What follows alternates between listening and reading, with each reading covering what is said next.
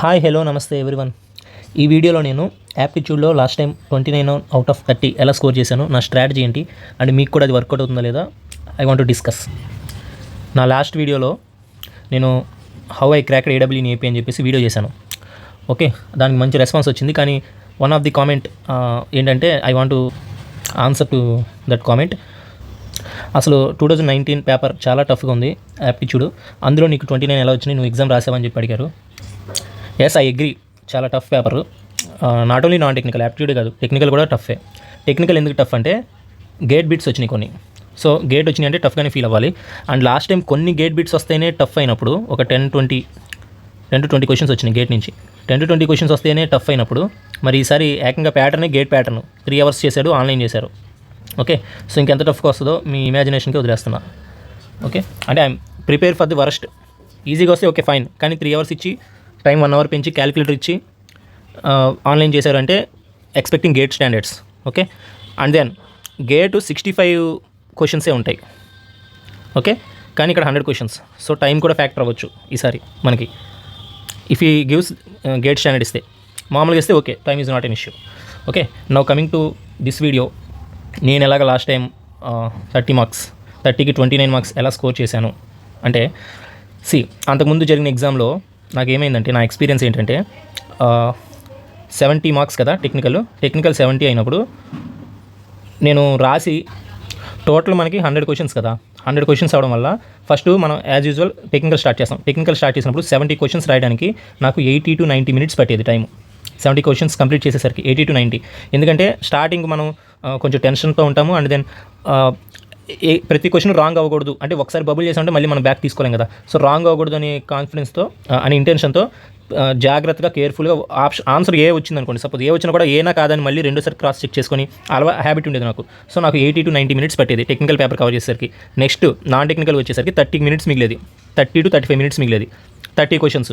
So ఇది కొంచెం అంటే నేను అంత ఫాస్ట్గా చేయలేకపోయావాడిని, సీజీఎల్ లెవెల్ అలా చేయలేకపోయావాడిని. సో నాకు 1 minute పడుతుంది ఒక క్వశ్చన్కి. సో ఒక 5 questions చేసేసరికి 10 minutes అయిపోయింది స్టార్టింగ్. ఇది యాప్టిట్యూడ్. 5 questionsకి 10 minutes అయిపోగానే నాకు ఇంకెన్ని ఉన్నాయి, 25 questions ఉన్నాయి. ఓకే, 25 questions ఉన్నాయి. టైం చూస్తే 20 minutes ఉంది. సో టెన్షన్ స్టార్ట్ అయ్యేది. ఫైనల్గా అంటే టైం రన్ అయిపోతుంది అన్న టెన్షన్లో నాకు ఆన్సర్స్ వచ్చేవి కాదు, ప్యానిక్ అయిపోయాని, చెమటలు పట్టేసేవి. సో లాస్ట్కి వచ్చేసరికి ఏమైందంటే నేను అంటే టైం మీదే ఫోకస్ ఉండేది. టైం అయిపోతుంది అనుకుంటూ ఆన్సర్ మీద ఫోకస్ చేసేవాడు కాదు, ఆన్సర్స్ వచ్చేవి కాదు. సో లాస్ట్కి ఆల్మోస్ట్ 10 questions నేను అంటే 90 పెట్టా. 10 questions వరకు టైం అయిపోయింది. ఓఎంఆర్ తీసేసుకుంటున్నారు 10 or 8 questions నేను చేయలేకపోయా. సో ఓఎంఆర్ ఒక పక్క నుంచి తీసేసుకుంటే ఇంకా 10 questions ఏం చేస్తాం మనం.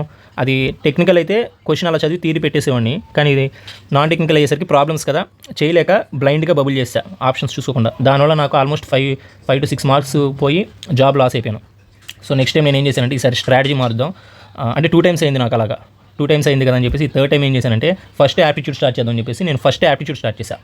ఓకే, సో ఈసారి నా స్ట్రాటజీ ఏంటంటే ఫస్ట్ యాప్టిట్యూడ్ స్టార్ట్ చేస్తే సో 30 bits చేయడానికి స్టార్టింగ్ 50 minutes 1 hour పట్టినా కానీ కవర్ చేయొచ్చులే మిగతాది అని నా ఇంటెన్షన్ అనమాట. ఓకే, సో ఎగ్జామ్ స్టార్ట్ చేశాను. 30 bits చేస్తున్నాను. టఫ్గానే ఉంది పేపర్, కానీ ఆన్సర్స్ వస్తాయి. నువ్వు టైం స్పెండ్ చేస్తే కనుక ఆన్సర్స్ వస్తాయి.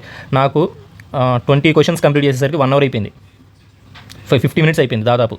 ఓకే, సో టైం అయిపోతుంది, మళ్ళీ టెక్నికల్కి సరిపోదని చెప్పేసి అంటే నాకు 20కి 20 నాకు ఆన్సర్స్ వచ్చేసినాయి. ఓకే, సో నేను టైం తీసుకున్నా కానీ ఆన్సర్స్ వచ్చేసినాయి.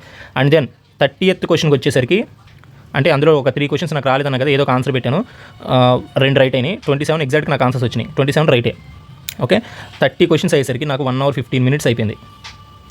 ఇంకెంత మిగిలింది మనకి, 45 minutes ఉంది. 45 minutesలో నేను 70 questions చేయాలి థియరీ టెక్నికల్. సో అప్పుడు ఏమైంది, టెక్నికల్కి నాన్ టెక్నికల్కి నాకు తేడా ఏంటంటే, ఓకే టెక్నికల్లో కూడా ప్రాబ్లమ్స్ ఉంటాయి, it takes 1 to 2 minutes time. కానీ థియరీ బిట్ అయితే మనకు ఆన్సర్ తెలుసా, ఇలా ఒకసారి థియరీ క్వశ్చన్ చదువుతాం, ఆన్సర్ తెలుసా, ఏ ఆప్షన్ ఏ పెట్టు, మళ్ళీ థియరీ క్వశ్చన్ చదువుతాం, ఆన్సర్ తెలీదా ఏ పెట్టు. అంటే ఆన్సర్ తెలిసినా తెలియకపోయినా నాకు థియరీకి ఒకటే టైం పడుతుంది. థియరీ క్వశ్చన్ ఇస్తే క్వశ్చన్ చదివాం, ఆన్సర్ తెలిస్తే ఏ పెట్టేస్తాం, ఆన్సర్ తెలియకపోతే బి పెట్టేస్తాం, తెలిస్తే ఏ తెలియకపోతే బి. అంటే ఫర్ ఎగ్జాంపుల్ చెప్తున్నాను ఏదో ఒక ఆప్షన్. సో తెలిసినా తెలియపోయినా నాకు సేమ్ టైం పట్టింది కాబట్టి సో థియరీ క్వశ్చన్స్ అని నేను ఫాస్ట్ చేసేసా 1 మినిట్లో నేను 2 to 3 క్వశ్చన్స్ చేసేయగలను. సో ప్రాబ్లమ్స్ వచ్చేసరికి ఎలాగో 2 to 3 మినిట్స్ పడతాయి, సెట్ అయిపోయింది. సో టెక్నికల్ కూడా లాస్ట్లో ఒక 5 క్వశ్చన్స్ వరకు నేను టైం సరిపోక కళ్ళు మూసుకొని అంటే క్వశ్చన్ అలా చదివి ప్రాబ్లమ్స్ కూడా క్వశ్చన్ అలా చదివి ఆన్సర్ ఏదో పెట్టాను కానీ but finally it worked out to me. So నేను చెప్పేది ఏంటంటే ప్రతి ఒక్కరికి స్ట్రాటజీ ఉండాలి, మీకు కూడా ఒక స్ట్రాటజీ ఉండాలి. నాకు ఈ స్ట్రాటజీ వర్కౌట్ అయింది, మీకు వేరేది వర్కౌట్ అవ్వచ్చు మీ స్ట్రెంగ్స్ అండ్ వీక్నెసెస్ని బట్టి. నేనేం ఫీల్ అయ్యానంటే లాస్ట్లో మనకి టైం అయిపోతున్నప్పుడు యాప్టిట్యూడ్ అంటే నా పర్సనల్ ఫీలింగ్, మీకు ఎలా ఉంటుందో నాకు తెలియదు, లాస్ట్లో ప్రాబ్లమ్స్ చేసేటప్పుడు యాప్టిట్యూడ్ చేసేటప్పుడు టైం రన్ అవుతుంది ఫాస్ట్గా 10 minutes to go 15 minutes to go అని చెప్తూ ఉంటారు కదా, అప్పుడు ఆ టెన్షన్లో నేను చేయలేకపోయా యాప్టిట్యూడ్. అదే టెక్నికల్ అయితే చేయగలను, ఎందుకంటే మనకు తెలిసింది కాబట్టి కొంచెం అంటే టెక్నికల్ ఏముంది కాన్సెప్ట్ చేసి వెంటనే ఆన్సర్ వచ్చేస్తుంది, సింపుల్. యాప్టిట్యూడ్ అలా కాదు, లాజిక్ ఏదైనా ట్విస్ట్ ఉందా అని చెప్పేసి చాలా డీప్గా ఆలోచించాల్సి వస్తుంది, especially when paper is tough. So ఈసారి మనకి 3 hours టైం ఉంది కాబట్టి మీకు అంత టైం ఫ్యాక్టర్ కాకపోవచ్చు, బట్ మీకేమైనా వర్కౌట్ అయిద్దేమో. బట్ బిఫోర్ దట్ మీరు ఒకసారి మీరు ప్రాక్టీస్ చేసేటప్పుడు చూసుకోండి మీకు ఎంత టైం పడుతుంది క్వశ్చన్స్ చేయడానికి అని, దాన్ని బట్టి మీకు వర్కౌట్ అయిద్దేమో చూడండి. నాకైతే ఇది వర్కౌట్ అయింది. So everyone should have their own strategy అనమాట. ఏ ఎగ్జామ్ అయినా మన స్ట్రెంత్ని మన బలాన్ని కరెక్ట్ వేలో యూజ్ చేస్తేనే మనకు రిజల్ట్స్ వస్తాయి. సో ఇప్పుడు లాస్ట్ టైం 27 కూడా మీకు ఇప్పుడు డౌట్ రావచ్చు కొంతమందికి, even getting 27 in aptitude is also tough last time కదా. మరి నీకు ఎలా వచ్చినాయి అంటే టఫ్ మీకు ఎందుకు టఫ్ అయిందంటే మీరు లాస్ట్లో చేశారు యాప్టిట్యూడ్. లాస్ట్లో 1 minute టైం ఉంటుంది, 1 minute చేయడం అంటే 30 minutesలో 30 చేయాలంటే కష్టం కాబట్టి చేయలేపారు చాలామంది. నేను ఫస్ట్ 1 hour టైం తీసుకున్నా కాబట్టి నాకు అంత స్కోర్ వచ్చింది. నాకు లాస్ట్లో 27 లాస్ట్ 30 minutes అయితే కనుక నేను కూడా 15-20 దగ్గర అయిపోయాను. ఈవెన్ టాపర్స్ కూడా ఎవరైతే 85+ 90 మార్క్స్ తెచ్చుకున్నారో వాళ్ళకు కూడా లాస్ అయిన మార్క్స్ మెజారిటీ మార్క్స్ యాప్టిట్యూడే, బికాస్ ఫస్ట్ యాప్టిట్యూడ్ చేశారు, లాస్ట్లో ఫస్ట్ టెక్నికల్ చేశారు, తర్వాత లాస్ట్లో యాప్టిట్యూడ్ చేశారు. ఓకే, దానివల్ల వాళ్ళకి మార్క్స్ అంటే టాపర్ ఈవెన్ స్టేట్ టాపర్ అయినా కానీ వాళ్ళకి తగ్గిన మార్క్స్లో మెజారిటీ మార్క్స్ యాప్టిట్యూడ్ సెక్షన్లో తగ్గినాయి. Everyone felt aptitude was tough because 90% people first technical start చేశారు. నీకు క్వశ్చన్ పేపర్ కూడా ఫస్ట్ క్వశ్చన్ టెక్నికలే ఉంటుంది. సో ఆటోమేటిక్గా బై డిఫాల్ట్ నువ్వు టెక్నికలే స్టార్ట్ చేస్తావు. నేను నాకు పర్సనల్ ఎక్స్పీరియన్స్ వల్ల నా స్ట్రెంగ్స్ అండ్ వీక్నెస్ నేను బేరీజ్ వేసుకుని బ్యాక్ సైడ్ నుంచి I started from 71st question. Okay, అది నాకు వర్కౌట్ అయింది. 71 నుంచి 100 చేసా first. And now coming to 27 అసలు ఎలా రావాలి నీకు 27 minutes కాదు 1 hour ఇచ్చినా కానీ 60 minutesలో కానీ 27 రావాలి అంటే ఏం చేయాలి, ముందు నీకు కాన్సెప్ట్ తెలియాలి. అసలు ఏ ఫామ్లో వేయాలో నీకు తెలిస్తే ఆటోమేటిక్గా నువ్వు కొంచెం స్లోగా చేసినా కానీ ఆన్సర్ వస్తుంది. సో దీనికి మీరేం చేయాలంటే ప్రాక్టీస్ చేయాలి. More number of problems solve చేస్తే మీకు క్వశ్చన్ ఎలా డిఫరెంట్గా అడుగుతున్నాడు, ఎలా డిఫరెంట్ అడిగినా మీరు చేయగలుగుతున్నారు అని మీకు తెలుస్తుంది. సో ఇక్కడ మనకి 10+2 స్టాండర్డ్ అన్నాడు. 10+2 స్టాండర్డ్ అంటే పెద్ద టఫ్గా ఉండదు యాప్టిట్యూడ్ పేపర్. వాడు కనుక స్ట్రిక్ట్లీ సిలబస్ ప్రకారం వెళ్తే, ఒకవేళ డీవేట్ అయితే ఇది డిగ్రీ లెవెల్ ఎగ్జామ్ కాబట్టి అక్కడ కూడా క్వశ్చన్ పేపర్ ఏమైనా డీవేట్ అయితే అంటే సిలబస్ వాడు ఏమంటాడు, ఇప్పుడు టైం అండ్ వర్క్ ఉందనుకోండి, కొంచెం టఫ్ ప్రాబ్లం ఇచ్చాడు అనుకో, you cannot question the examiner. Okay, exam set చేసిన నేను క్వశ్చన్ చేయలేవు, వాడు సిలబస్ నుంచి ఇచ్చాడు. టఫ్ అంటే నీకు టఫ్ ఏమో, వాడికి ఈజీ. సో మనం అది క్వశ్చన్ చేయలేము. సో టఫ్గా ఇస్తాడో ఈజీగా ఇస్తాడో తెలియదు. ఈజీగా 10+2 లెవెల్ ఇస్తే కనుక ఈజీనే పేపరు. ఈజీ అయినా కానీ మనం ప్రాక్టీస్ చేస్తేనే తెలుస్తుంది. ఓకే, ఇప్పుడు కాంపౌండ్ ఇంట్రెస్ట్ ఫార్ములా నీకు తెలిస్తేనే అది ఈజీగా డైరెక్ట్ సబ్స్టిట్యూషన్ అయినా కానీ నువ్వు చేయగలుగుతావు, తెలియనప్పుడు చేయలేవు. అందుకని నేనేం చెప్తానంటే బాగా ప్రాక్టీస్ చేయండి, డైలీ 2 hours ప్రాక్టీస్ చేయండి. యాప్టిట్యూడ్ కానీ రీజనింగ్ కానీ అందులో మార్క్స్ కోల్పోవద్దు. ఓకే, 100% స్కోర్ చేయాలి. యాప్టిట్యూడ్ 8, రీజనింగ్ 5, ఈ రెండు 13 మార్క్స్ మీ పాకెట్లో ఉండాలి. 13 out of 13, దీన్ని మాత్రం మిస్ చేయొద్దు.